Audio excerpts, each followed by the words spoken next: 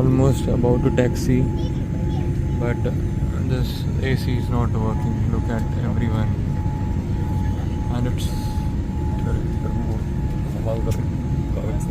so many people. They are using these magazines. AC is not working at all. And as usual, your TV screens are also not working. Neither this button for calling the cabin crew. Nothing is working. Nothing. Not even the light is working. See, is this what you are providing? And as usual, that is why Air India is considered as one of the worst airlines in the world. AC is still not working, and today it is very, very, very hot in Delhi.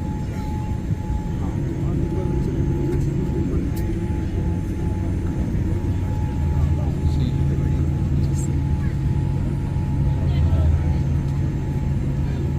and it's a Dreamliner 787.